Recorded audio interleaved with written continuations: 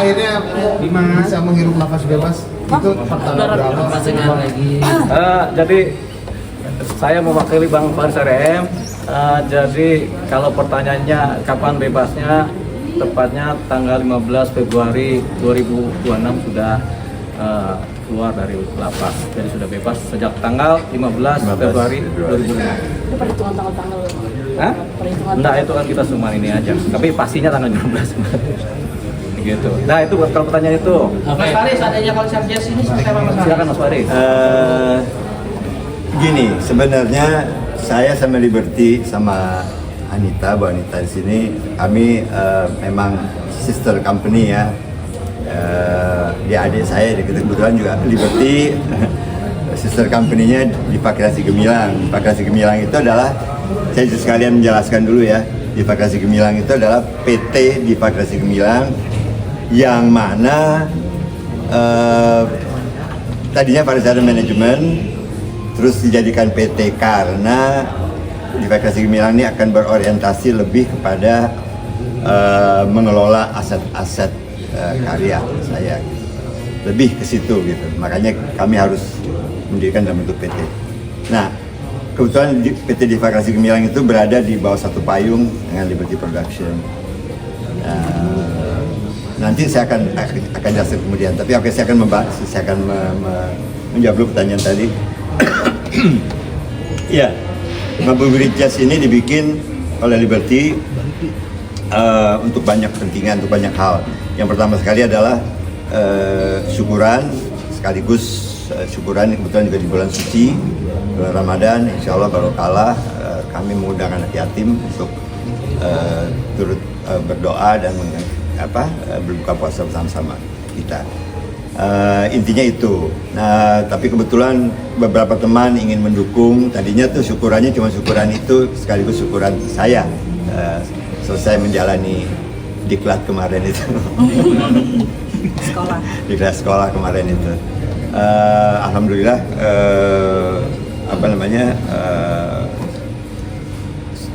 kami bersyukur masa itu sudah berlalu.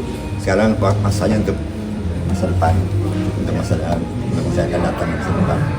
Saya ingin menjelaskan sedikit, ini mungkin preskon ini juga bisa menjelaskan sedikit.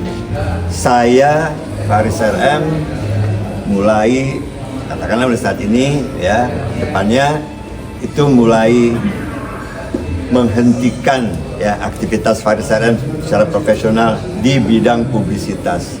Saya tetap bermain musik, tapi saya tidak lagi mengelola hak apapun dari profesionalisme saya. Semuanya sudah dihandle oleh PT Fakrasi Gemilang yang dimiliki oleh anak-anak saya dan keluarga saya. Jadi mulai ke depan ini saya tidak lagi berhak atas apapun, ya termasuk preskon misalnya.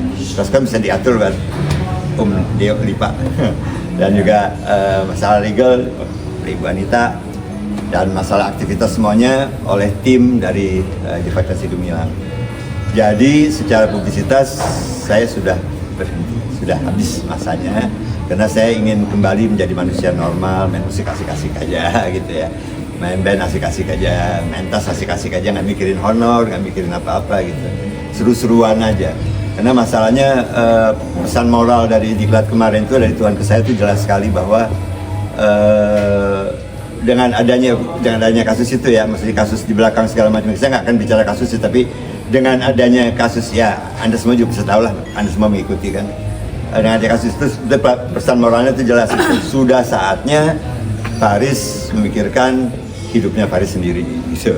Sekarang Faris tidak lagi memikirkan orang lain, semua udah beres, semua berjalan sebagaimana ininya aja, karya-karya dikelola, aktivitas dikelola. Saya tinggal ikut aja, monggo silahkan, saya tinggal main.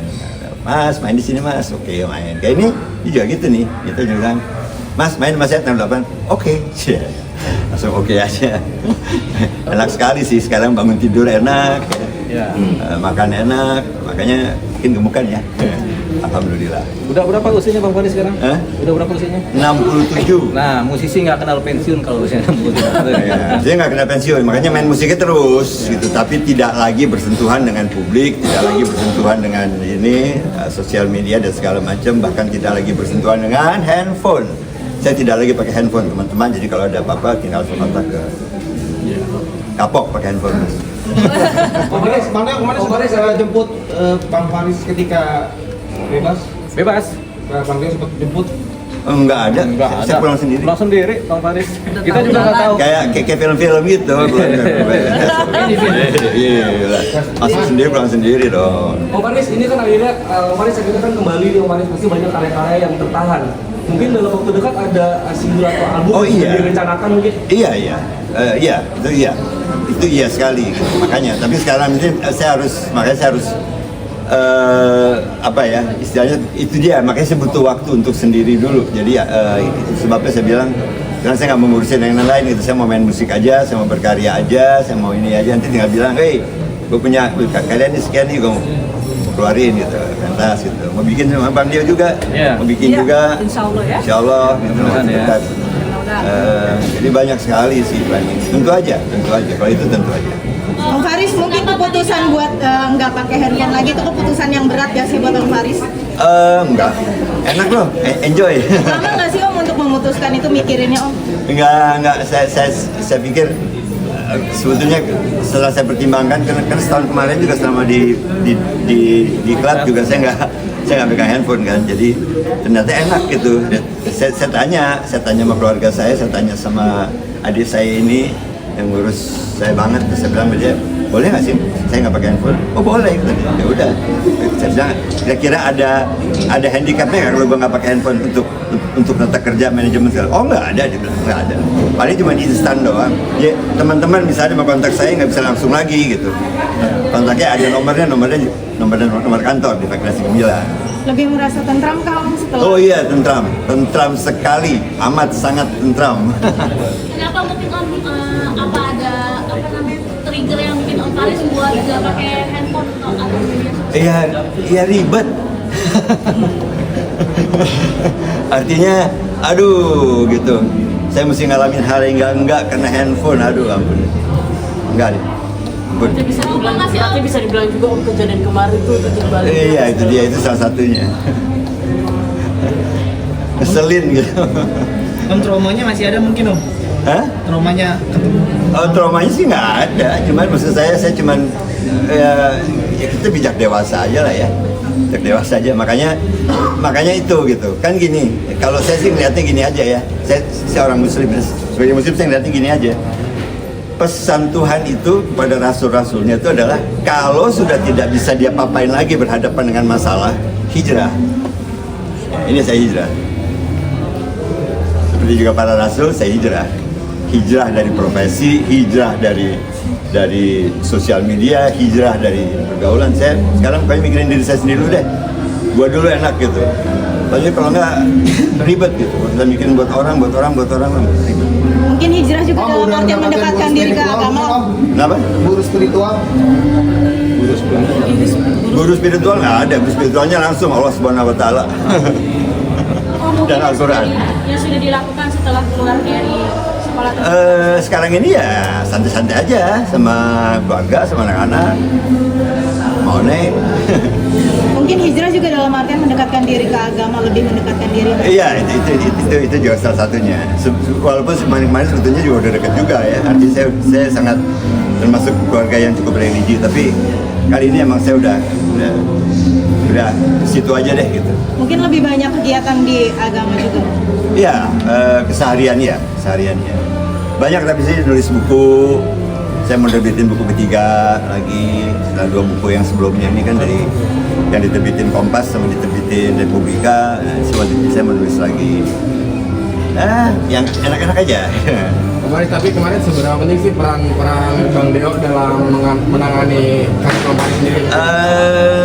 Kami teamwork lah ya. Kita semua di teamwork yang solidity teamwork tuh besar sekali. Saya terus terang nggak bisa menyelesaikan kalau tidak teamwork semuanya. Keluarga, sahabat-sahabat ini, adik-adik saya ini luar biasa sekali. Jadi kan kita kan musisi, cuman kita gagalan dikit musisinya. Ini Gua seniman juga gua. Ini juga penari sebetulnya, tapi jadi lawyer. Iya. Jadi lawyer keluarga gitu. Anita ini lawyer keluarga, bukan lawyer kasus loh ya, lawyer keluarga.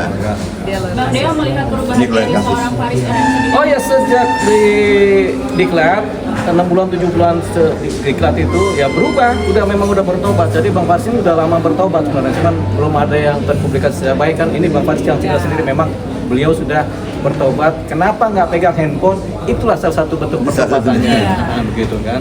Nggak mau terdistorsi lagi, Iya. nggak mau terdistorsi lagi dengan mainstream lah. Ya.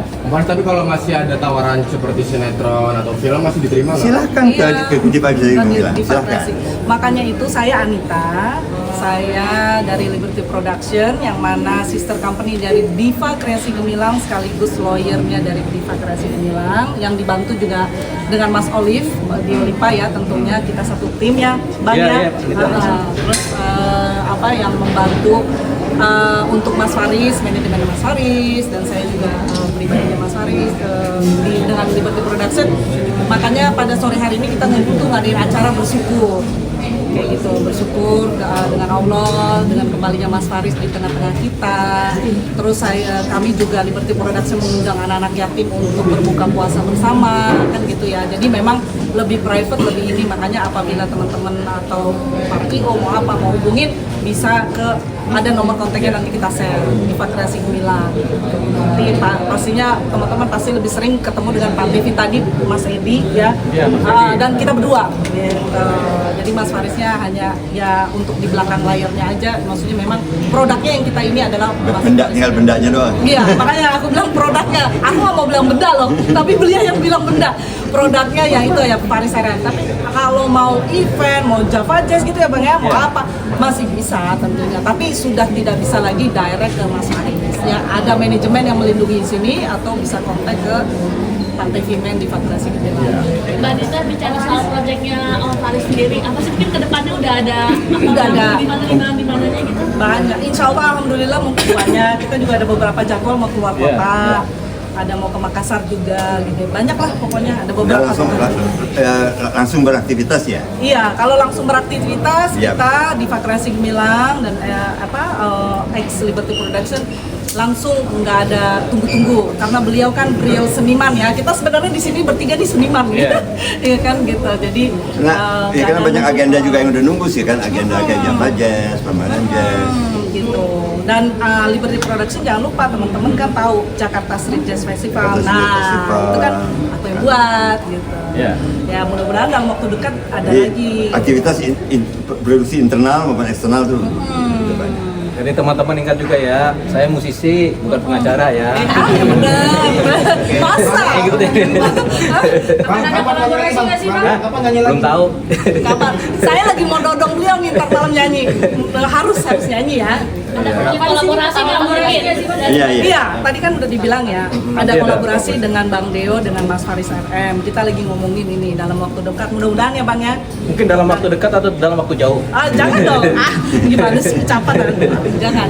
Pokoknya dalam waktu depan akan ini dengan tentunya dengan para musisi yang keren. Tungguin pokoknya. Udah ada konsep kolaborasi mungkin? Ada.